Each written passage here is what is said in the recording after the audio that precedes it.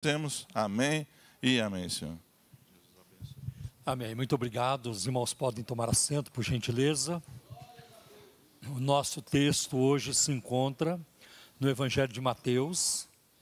É fácil de encontrar Mateus, porque é o primeiro livro do Novo Testamento. Então, Mateus, capítulo 7, a partir do primeiro versículo. Versículos de 1 a 6.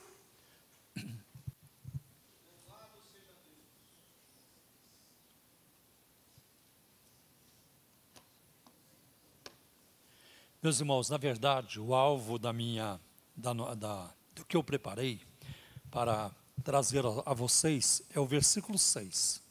Mas eu vou ler a partir do versículo 1, para a gente ganhar um pouco de contexto. Mateus 7, 1 a 6. Não julguem, para que vocês não sejam julgados.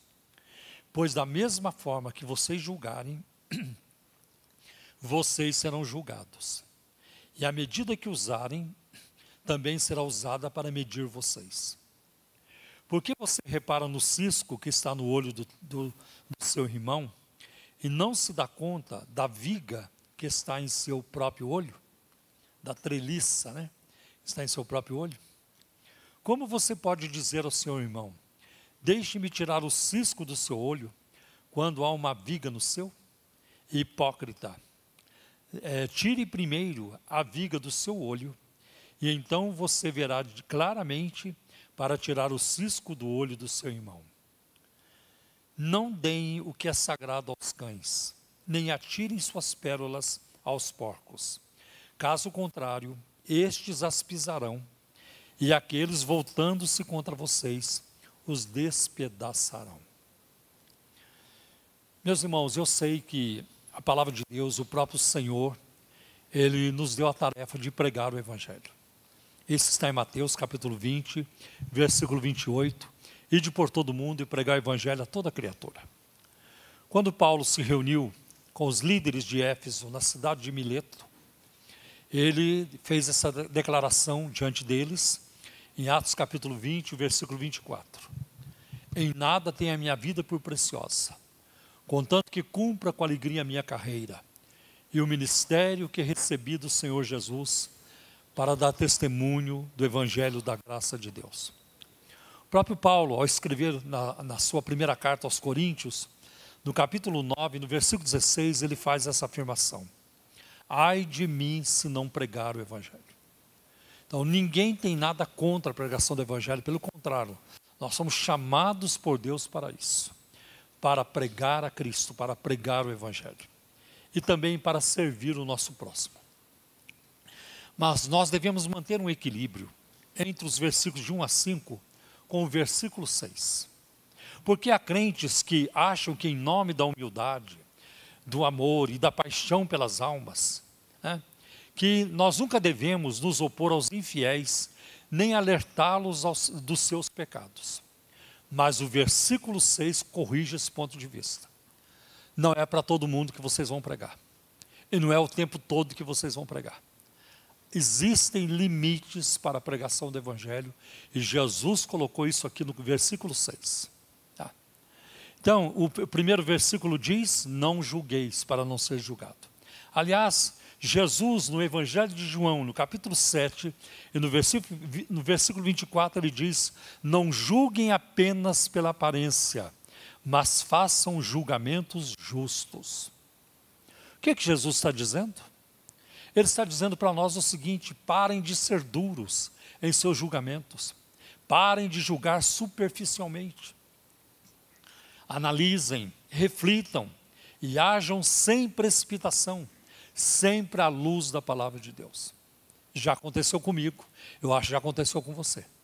Quando a mídia publica o pecado de algum político, olha, o fulano fez isso. 2 dias depois, não era verdade.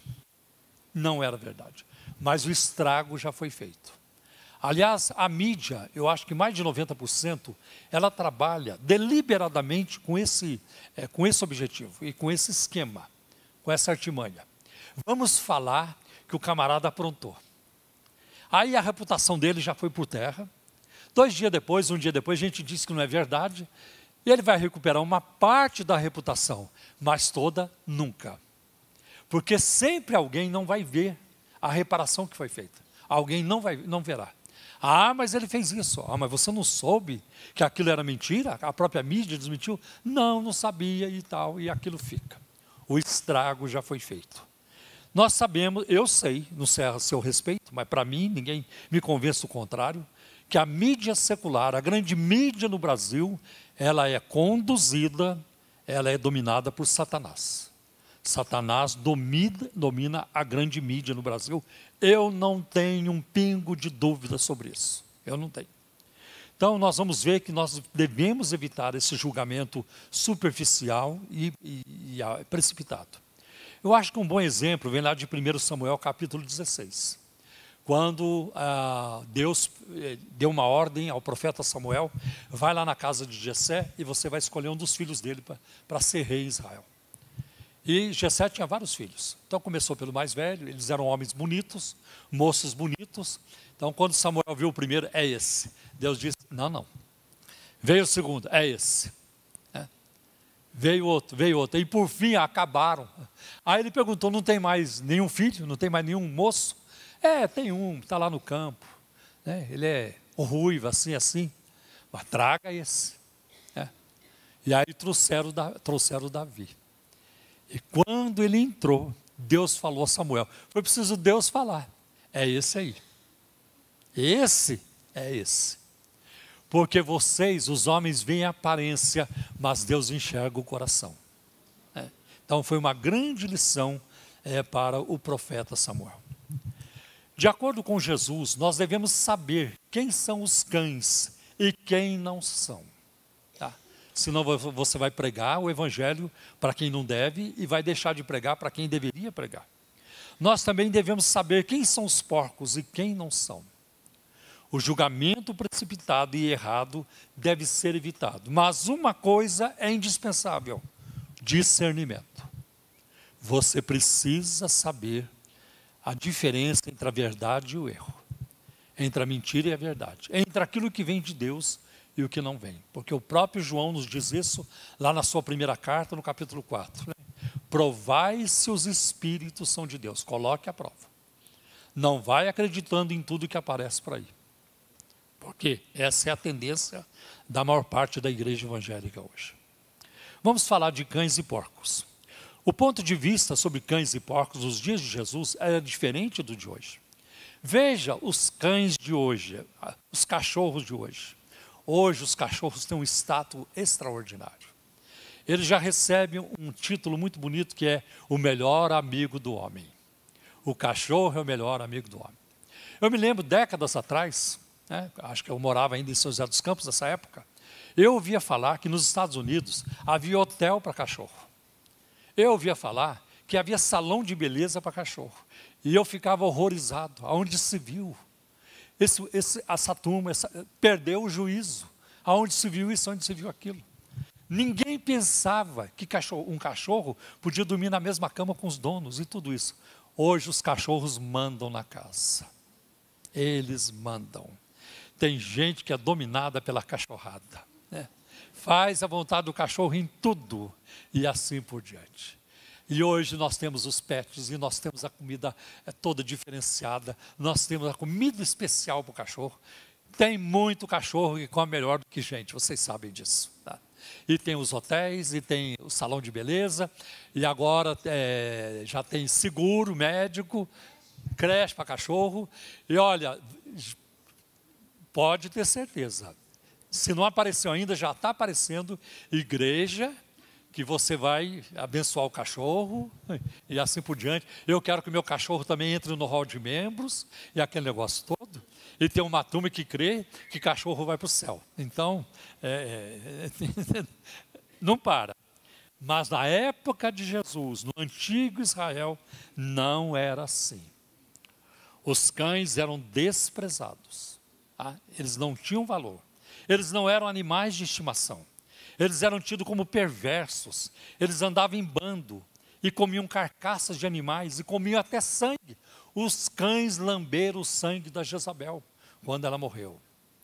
Um judeu nunca pegaria um pedaço de carne oferecido em sacrifício a Deus para dar a um cachorro. Jamais ele faria isso. Então Jesus usa aqui uma linguagem simbólica.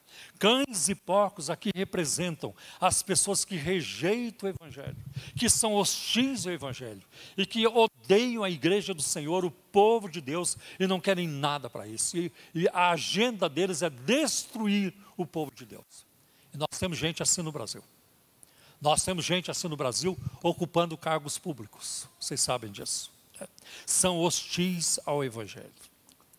Agora, quanto aos cães, a palavra cães aparece na Bíblia de forma negativa. Por exemplo, em Filipenses capítulo 3, versículo 2, olha o que Paulo escreveu: cuidado com os cães, cuidado com esses que praticam o mal, cuidado com a falsa circuncisão.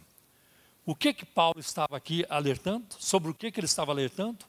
Aqui ele se refere aos judaizantes, os falsos mestres que insistiam na circuncisão. Para quem não sabe, circuncisão é operação de fimose. Só homem que faz. Tá? Então, todo judeu, quando nascia, era obrigado a fazer essa cirurgia. Jesus fez, passou por ela, para fazer parte do concerto que Deus havia feito com Abraão. Tá? Esse era um sinal importante. Hoje nós não fazemos mais isso, porque nós temos um outro sinal para com Cristo. O batismo é um desses sinais, né? Mas ali Paulo, ele alerta sobre isso, porque esses falsos mestres insistiam que a circuncisão era indispensável, era essencial para a salvação. Um outro texto que aparece, a palavra cães, está em Apocalipse capítulo 22, versículo 15. Fora ficam os cães, fora da cidade celestial, os que praticam feitiçaria, os que cometem imoralidades sexuais, os assassinos, os idólatras e todos os que amam e praticam a mentira. Praticar a mentira é uma coisa, amar a mentira é outra. Às vezes nós mentimos, na boa intenção, às vezes mentimos. Às vezes o pregador, o pastor prega, desce do púlpito, e depois a mensagem foi horrível, não falou coisa com coisa, mas alguém chega para ele e diz: que maravilha, a palavra foi muito abençoada, né? Acabou de mentir, querendo agradar, querendo ser educado. Eu não creio que Deus vai considerar isso um pecado, mas ele acabou de mentir. Ou então quando você fala para uma pessoa muito feia: nossa, como você está linda, ou como você está lindo, está mentindo também. Está mentindo também, mas está mentindo com a boa intenção. Mas a Bíblia fala daqueles que amam a mentira, que mentem sabendo que mentem, e fazem da mentira o seu meio, o seu ganho, o seu meio de vida. Aí sim ficará de fora. Também a palavra cães aparece em Deuteronômio, capítulo 23, versículo 18. Eu vou ler, aparece na versão Almeida, revista e corrigida, porque nas outras não. E diz assim: não tragam ao santuário do Senhor, do seu Deus, os ganhos de uma prostituta ou de um prostituto. E aqui na Almeida os ganhos de um cão, a fim de pagar algum voto. Pois o Senhor, o seu Deus, por ambos tem repugnância. E aqui é uma referência à prostituição masculina, e que alguns comentaristas, teólogos, ligam à prática homossexual. Agora, veja a questão da oferta. Jesus fala da oferta, não jogar aos cães. Dependendo do tipo de oferta que se fazia no templo, ou no tabernáculo, ou no templo de Israel, parte do animal sacrificado era queimada. Uma outra parte era dada ao sacerdote, porque eles viviam do altar. Uma outra parte era levada para casa para ser consumida pela família que ofereceu o sacrifício. Parte era deixada sobre o altar. Essa última parte é a parte a que Jesus se referia, porque ela era muito especial. Não se pode dar aquilo que é sagrado aos cães. E é isso que Jesus queria dizer. Pegar essa última parte oferecida a Deus e dar aos cães seria uma profanação, seria uma afronta a Deus. Agora, o simbolismo da pérola e do porco também é parecido. De acordo com a lei, porcos eram animais impuros e não podiam ser consumidos pelos judeus. Os judeus não podiam criar porcos. Assim, os porcos andavam em manadas, soltos por ambientes selvagens ou nas periferias das cidades e nos lixões. Então, o porco não tinha a menor noção de pérola, né? E a pérola é o quê? É uma mercadoria de muito valor nas Escrituras. Em Mateus capítulo 13, versículos 45 e 46, Jesus usa a pérola para representar, simbolizar o valor inestimável do reino de Deus. Os porcos jamais reconheceriam o valor de uma pérola. Se jogasse uma pérola no meio dos porcos, eles talvez tentassem comer quando percebessem que não era comestível, iam misturá-la na lama, não lhe dando nenhum valor. E ainda havia o risco dos cães se voltarem, os porcos se voltarem contra as pessoas. E nem o cão, se você der um pedaço de carne, se desse para ele que foi sacrificado a Deus, ele não saberia a diferença, se veio lá do templo ou se veio de um outro lugar. Os cães também não saberiam a diferença. Agora, Jesus diz que nós recebemos um tesouro inestimável, o Evangelho, a salvação. A salvação é de graça, mas ela não foi barata. Ela custou um preço muito alto. Olha só o que aconteceu. E Pedro explica isso na sua primeira carta, no capítulo 1, versículos de 18 a 21, ele escreveu assim: pois vocês sabem que não foi por meio de coisas perecíveis. Hoje Pedro diria, não foi através de um pix, não foi através de um pix, como prata ou ouro também, que vocês foram redimidos da sua maneira vazia de viver. As pessoas que não têm a Deus, que não têm Jesus, vivem uma vida vazia, não tem outra saída. Eu creio nisso, porque se alguém disser não é verdade, então podemos descartar Jesus. E Jesus não é descartável, Ele é essencial. Ele mesmo se colocou assim, sem mim nada podeis fazer. O próprio Jesus diz, eu sou o caminho, a verdade e a vida. Ninguém vem ao Pai a não ser por mim, não há ninguém. Nunca houve na face da terra, nunca haverá uma pessoa que poderá se salvar fora da pessoa bendita do Senhor Jesus Cristo, o nosso Salvador. Então não tem outro jeito. Então ele continua, a maneira vazia de viver. As pessoas são vazias, estão nervosas, estão estressadas, deprimidas, estão em depressão. Tanta coisa ruim com as suas emoções em frangalhos. Por quê? Porque está faltando Jesus. Eu vou fazer uma pausa, vamos orar pela nossa irmã Marlene. Eu não sei o que se passa, ela saiu do culto, está indo embora. A Fabiana do Wagner está dando atenção. Vamos fazer uma oração por ela, sentados como estamos? Bom. Pai querido, em nome do teu Filho Jesus, nós colocamos a nossa irmã Marlene na palma de tuas mãos. O Senhor é Jeová Rafá, Deus que cura, Deus de saúde, e pedimos a tua bênção sobre a nossa irmã. Estende sobre ela a tua bênção, abençoa também o Antônio, Senhor, o seu esposo, e dá vitória na vida da nossa irmã. Cura, Senhor, nós te pedimos, em nome de Jesus. Amém e amém. E eu creio que Deus está fazendo algo na vida daquela mulher, da nossa irmã, neste momento. Eu creio. Então nós vamos ver, aí Pedro continua, né? Vocês foram redimidos da sua maneira vazia de viver, que lhes foi transmitida por seus antepassados. Meus pais não me transmitiram a salvação. Meu pai não me falou do Evangelho, nunca. Minha mãe nunca me falou do Evangelho. Foi o contrário. Depois que eu me converti, eu comecei a compartilhar o Evangelho com eles. Então essa vida vazia vem lá de trás. Mas nós fomos salvos, comprados pelo sangue precioso de Cristo, como de um cordeiro sem mancha e sem defeito, conhecido desde antes da criação do mundo, revelado nesses últimos tempos, em favor de vocês. O alvo é você, o alvo sou eu. A cruz foi para ele, mas o alvo da bênção era minha. Ele veio ao mundo, mas ele veio por minha causa. Ele fez o que fez por minha causa. Ele ressuscitou para a nossa justificação. Ele ascendeu ao céu por nossa causa. Ele está intercedendo, é por sua causa e por mim também. E ele virá novamente por nós, para nos levar para junto dele. É isso que ele está fazendo. Glória a Deus. por meio dele, vocês creem em Deus, que o ressuscitou dentre os mortos e o glorificou, de modo que a fé e a esperança de vocês estão em Deus. É muito triste quando eu vejo hoje as pessoas colocando fé num apóstolo.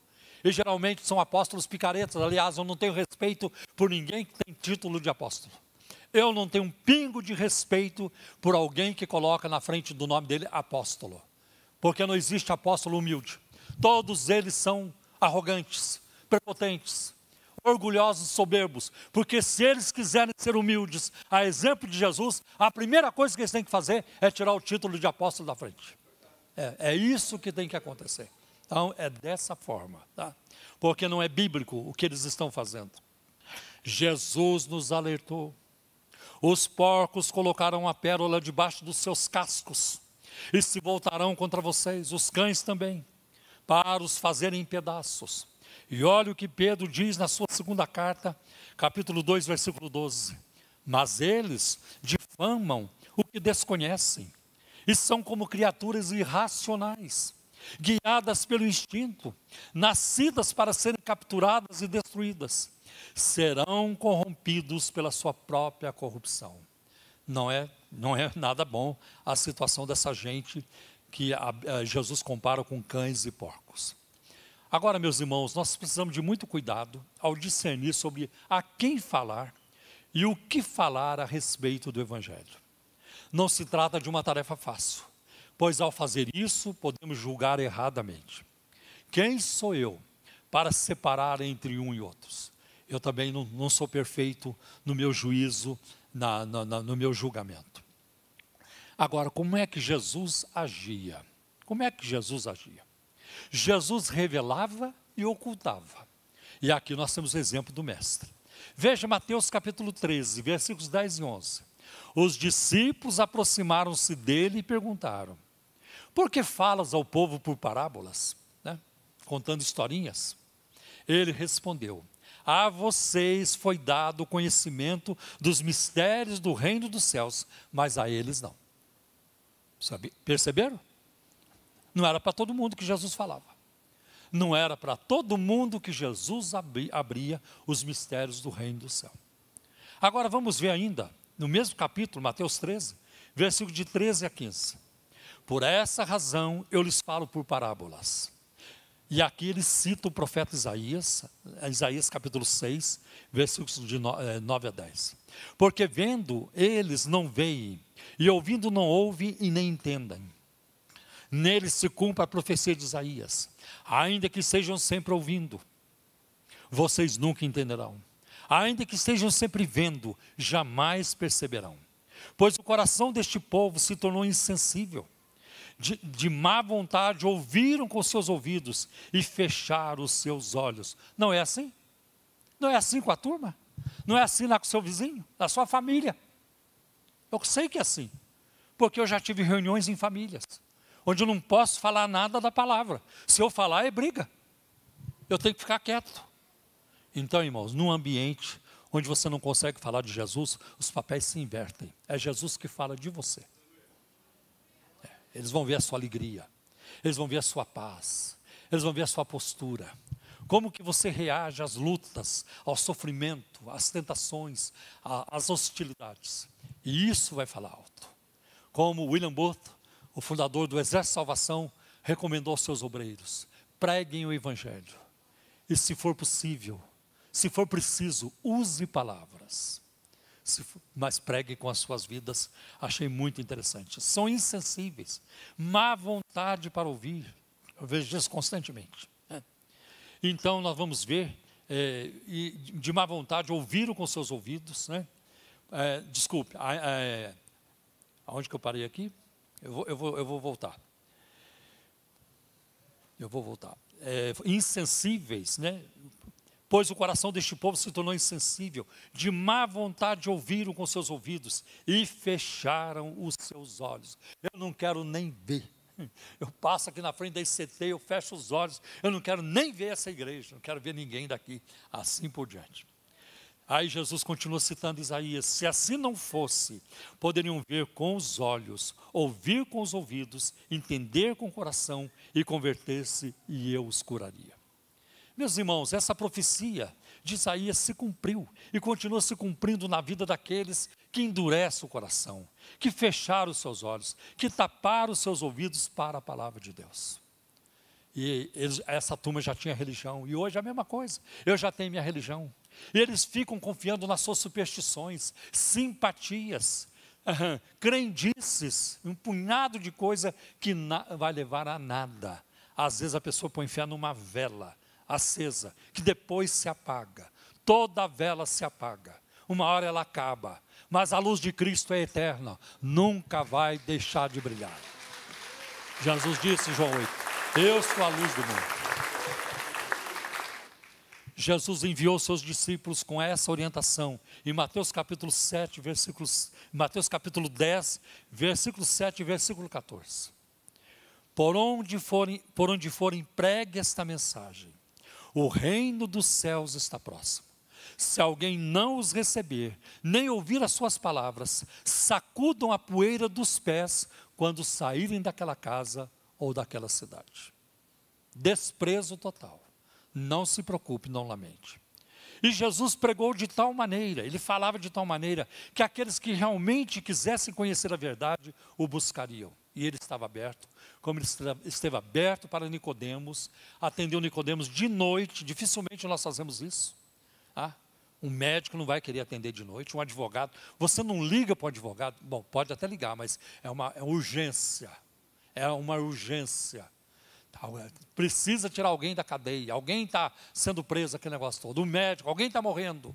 Mas o caso de Nicodemos não era urgente. A pergunta que ele foi fazer para Jesus naquela noite, ele podia fazer no dia seguinte, uma semana depois. Ele não estava morrendo, mas Jesus atendeu.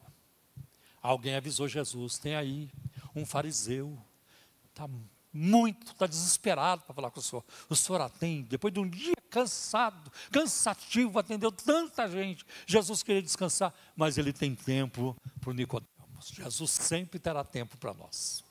Jesus sempre terá. Ele atendeu o Nicodemos.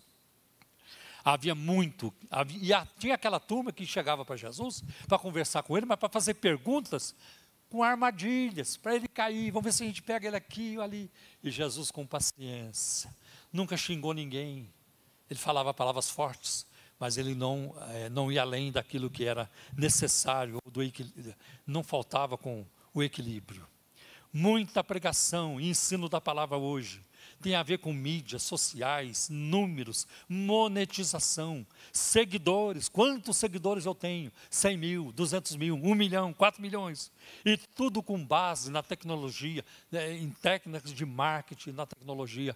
E isso não é pregar a palavra de Deus. Eu sei que tem muita gente pregando, mas tem muita coisa que é só comércio. Até alguns amigos meus reformados caíram nisso aí, e hoje é curso um atrás do outro, é uma pregação atrás do outro, é um vídeo atrás do outro. Eu também estou fazendo isso, mas eu não quero fazer nesse frenesi, eu vou fazer no meu ritmo, porque esse não é o meu alvo é amar a Jesus, o meu alvo é cuidar do rebanho, o meu alvo é evangelizar, e eu não quero eu preciso ter 1 milhão de seguidores, eu não preciso. A mensagem que eu estou pregando aqui está lá na internet, e Deus sabe aonde levá-la, do jeito que Ele quer levar, e eu confio em Deus, eu não preciso disso. Não entrei na mídia para ficar famoso, não fiquei na mídia para ficar conhecido, não quero saber. Eu não preciso, eu estou tão feliz com Jesus, não preciso de mais nada. Eu preciso de mais nada, Jesus basta, Jesus é suficiente. Veja, esse ensino na prática. Provérbios capítulo 9, versículo 7 e 8 diz: quem corrige o zombador, traz sobre si um insulto. Quem repreende o ímpio, mancha o próprio nome. Não repreenda o zombador. Caso contrário, ele o odiará. Repreenda o sábio e ele o amará. Não perca tempo com o zombador. Agora Provérbios 23, versículo 9. Não vale a pena conversar com o tolo, pois ele despreza a sabedoria do que você fala. Então o primeiro texto é Provérbios 9, versículos 7 e 8. E agora acabei de ler Provérbios 23, versículo 9. Meus irmãos, eu quero comentar com vocês algo que Jesus fez na prática. Ele fez na prática. O encontro de Jesus com Herodes. E nós vamos encontrar isso em Lucas capítulo 23, versículos de 8 a 11. Olha só o que aconteceu. Porque Jesus estava sendo julgado. Quando Pilatos ouviu falar que Jesus era galileu, que ele era da Galileia também, aí Pilatos disse: eu vou me livrar desse abacaxi, né? Desse julgamento terrível, dessa pressão que eu estou sentindo, e eu vou empurrar o caso para Herodes. E ele mandou Jesus para Herodes. E lá no versículo 8, começa do 8 a 11, diz assim: quando Herodes viu Jesus, aí ele viu, Herodes viu Jesus, que privilégio. Agostinho, um dos pais da igreja, disse: eu queria ter conhecido Cristo na carne. Herodes conheceu. Você e eu nunca vimos Jesus. Eu nunca vi. Eu vi só em sonho. Mas que ele apareceu para mim numa visão, eu não me lembro disso ter acontecido. Mas eu já vi em sonho. E assim mesmo, não vi o rosto. Eu vi do pescoço para baixo. E vestido com uma roupa branca. E eu vi os seus pés. Eu vi os seus pés. Agora um dia eu vou ver o seu rosto. Está lá em Apocalipse 22, versículo 4. Mas Herodes viu Jesus. Outra coisa, quando Herodes viu Jesus, ele ficou alegre. E você falou: nossa, que bênção, né? Herodes se alegrou com Jesus. Não é todo mundo que se alegra com Jesus, mas era uma alegria diabólica. Era uma alegria diabólica. Ele ficou muito alegre. Por que que Herodes ficou alegre? Porque havia muito tempo que ele queria ver Jesus. E como ele era rei, não ia se misturar com a multidão, aqui e ali. Ele não ia estar lá do lado de Bartimeu, não estaria do lado da mulher com fluxo de sangue, não estaria do lado de um aleijado, de um cego. Não, Herodes não seria essa a companhia, né, para ele. Não, ele queria ver, mas ele era impedido pelas circunstâncias e pelo cargo que ele ocupava. Então ele queria ver Jesus, porque ele ouvira falar dele. Herodes ouviu falar de Jesus. E a salvação começa aí, quando você ouve falar de Jesus. A mulher que tinha um fluxo de sangue foi curada porque ela ouviu falar de Jesus. Bartimeu foi curado porque ouviu falar de Jesus. Zaqueu foi salvo porque ele ouviu falar que Jesus passava em Jericó. Então ele ouviu. E ele esperava, né? E ele esperava ver Jesus realizar algum milagre. Ele ficou alegre porque era um mágico que estava entrando no seu palácio. O mágico chegou. E ele vai fazer algumas demonstrações. E eu vou me divertir muito com as suas magias. É isso que ele esperava de Jesus. Só mágicas, só diversão. E Jesus não está aqui para a nossa diversão. Ele está para a nossa salvação. É para a nossa redenção. É que ele veio. E ele então começou: eu vou ver algum milagre. E aí Jesus chegou. Não fez milagre nenhum. Interrogou-o com muitas perguntas. E aqui a Bíblia não coloca as perguntas. E eu não vou encontrar o Herodes no céu, acho que não, para perguntar para ele: o que você perguntou? Se alguém não for para o céu, pode perguntar. Se alguém não for para o céu, pode perguntar. Mas ele interrogou Jesus com muitas perguntas. Mas Jesus não lhe deu resposta. Por quê? Porque Jesus não sabia responder, não tinha as respostas. Jesus não sabia as respostas. As perguntas de Herodes foram elevadas demais ou profundas demais, e que Jesus não conseguia responder. Claro que não é nada disso, né? Em Cristo estão escondidos todos os tesouros da sabedoria e do conhecimento, diz Colossenses capítulo 2. E ele então interrogou. E o que diz o texto? Mas Jesus não lhe deu palavra. Jesus nada lhe respondeu. Para mim, esse é um dos textos mais tristes da Bíblia. É um dos textos, um dos momentos mais tristes da história. Jesus diante de um homem pecador, cruel, terrível, terrível, perdido. E ele está diante do Salvador. E ele interroga Jesus, e Jesus não quer papo. E olha que Jesus conversou com o diabo lá no deserto. Jesus conversou com demônios. Jesus conversou com fariseus. Jesus conversou com Judas, com Caifás, com Pilatos, com muitos pecadores. Mas com Herodes ele não quis papo. Não quis papo. E eu acho muito interessante que Jesus colocou um limite ali. Não vou falar com Herodes. Não, ele estava além do alcance da graça de Deus. Jesus demonstrou isso. não quero conversa com Herodes. Então Herodes e os seus soldados ridicularizaram-no, zombaram dele. Por isso que Jesus não falou mesmo. Essa turma está aqui para zombar de mim. Não tenho nada para dizer a essa turma. Ridicularizaram, zombaram dele e vestiram com um manto esplêndido. Ah, ele é rei. Vamos então fazer, já vamos começar a pantomima, vamos começar o teatro, vamos começar a peça. E mandaram-no de volta para Pilatos. Jesus estava ali e Herodes perdeu a oportunidade.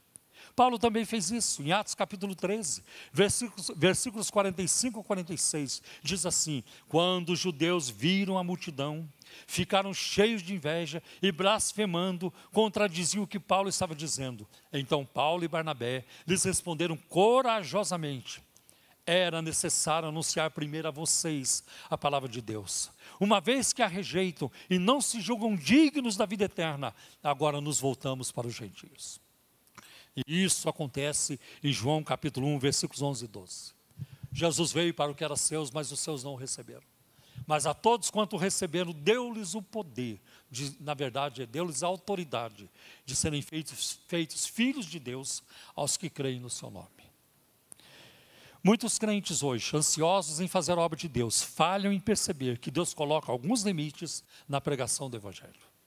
Em tais situações, precisamos de discernimento. Porque eu não prego o evangelho para bêbado.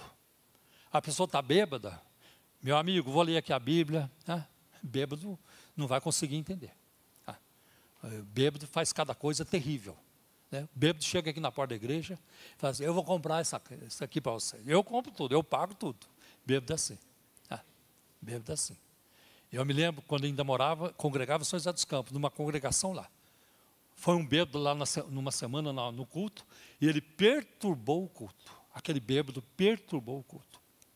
Na semana seguinte, ele estava lá bêbado de novo. Só que lá tinha um irmão, que ele era uma benção, o irmão Zicão, ele era grandão. Aí o irmão Zicão foi orar pelo bêbado. Ele pegava o bêbado, levantava e socava ele na cadeira. Sai, demônio, em nome de Jesus. Levantava, sai, demônio, em nome de Jesus. O bêbado ficou quietinho, não perturbou mais. Eu não creio que havia demônio. Na verdade, ele estava se aproveitando. Então, tem que ter discernimento como agir. Como agir. Muito cuidado com isso. Para não compartilhar com escarnecedores, pessoas hostis, vizinhos que são hostis, inimigos, não de você, inimigos da Bíblia, da palavra de Deus, familiares, como eu já citei. Nós não devemos desperdiçar o nosso tempo e nem mudar as nossas prioridades em tais situações. O nosso testemunho fala mais alto. Por isso que eu nunca apoiei a participação de blocos evangélicos em carnavais. Eu nunca fui, eu nunca irei, e nós também não fazemos isso aqui. E eu sei que muita gente que vai pode até dizer: aonde se viu? Que visão é essa? Está desprezando. Olha, se essa turma estivesse lá no Palácio de Herodes, quando Jesus estava lá quieto, essa turma ia condenar Jesus, ia criticar Jesus. Olha, Jesus, fala alguma coisa. Não quer falar, fala tão bonito, tem tanta coisa para falar, tanta parábola, uma parte do Sermão do Monte. Fala para o Herodes. Aonde se viu não ter amor pelo Herodes? Herodes tem uma alma preciosa e tudo isso. Mas Jesus sabia. Jesus conhecia a situação, Jesus sabia o que fazer, e do jeito que ele decidiu, ele fez, porque essa era a melhor coisa a fazer naquele momento. Então nós precisamos ter cuidado. E geralmente assim, é na época do carnaval, vamos formar o nosso bloco, vamos formar o bloco da alegria, o bloco da vitória, o bloco não sei do quê, o bloco da salvação. Tem o ano todo para evangelizar, mas é só no carnaval. As almas do carnaval, elas valem mais. O galardão é multiplicado. A comissão é maior. Então vamos evangelizar só no carnaval. E não é. Nós evangelizamos o tempo todo. Então, muito cuidado. Discernimento é a palavra, é a ordem do dia, é a palavra-chave. Discernir a quem falar e não falar, e quando falar também. Às vezes a pessoa que você vai falar com ela do evangelho, ela não está pronta para ouvir, ela tem que falar. Ela está precisando de um ombro, ela precisa desabafar, ela está sofrida, carregando um peso enorme. E a gente dá o ombro para ela, e a gente ouve, e aquilo já faz um bem. E isso tem acontecido comigo continuamente. Ela queria alguém para ouvir, e você ouve. Aquilo já ajuda, já abre um caminho maravilhoso para você falar do amor de Deus para a pessoa. Amém, meus irmãos? Então vamos ficar com essa mensagem, com essa palavra, em nome de Jesus.